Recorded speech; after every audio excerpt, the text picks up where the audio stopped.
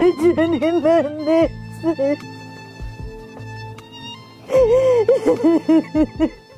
سرپرستی کن شرکت زیارت شاب.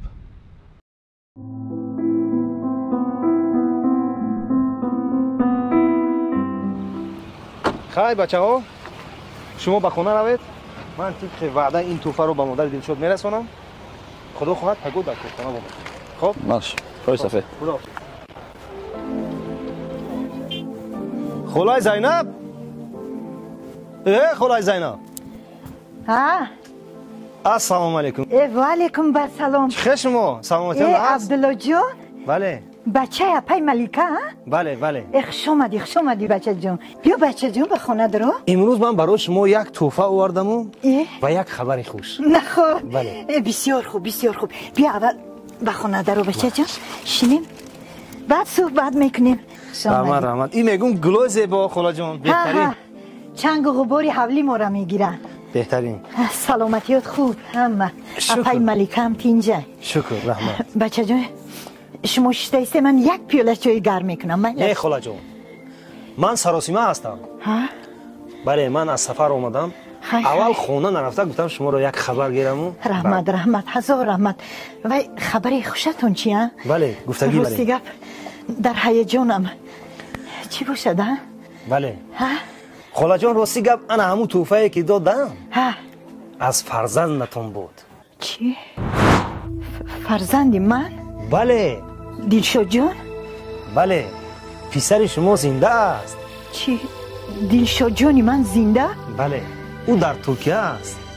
چی؟ دلشاد جانی من زنده؟ دلشاد جانی من زنده؟ دلشاد جانی من زنده؟ وای دلشاد جانی من برای من توفه روان کرد؟ البته.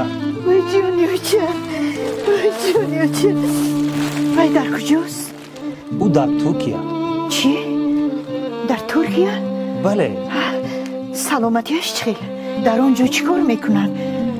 برای چی وای مادرش رو تنها پرداخته رفت؟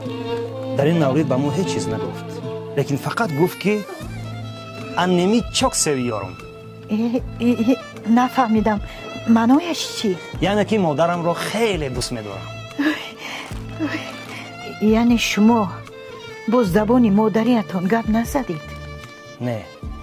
برای چی؟ متاسفانه فرزند شما زبان مادریش رو فراموش کرده است.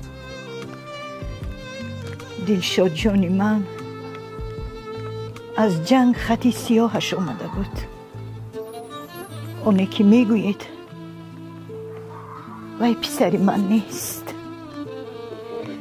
پسری من دلشاد جانی من هیچ وقت زبان تاجیکیش را گم نمی کند.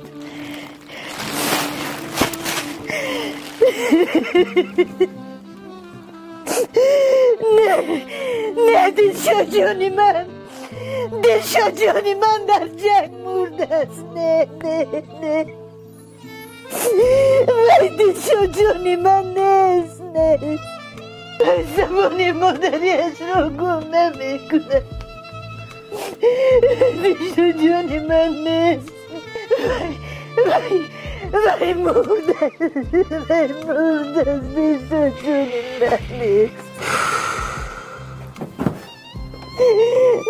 دلشاد جانی من نیست.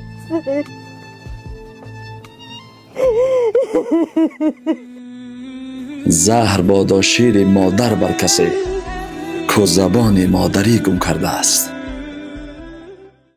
از عسل و گیاه ها آماده شده است.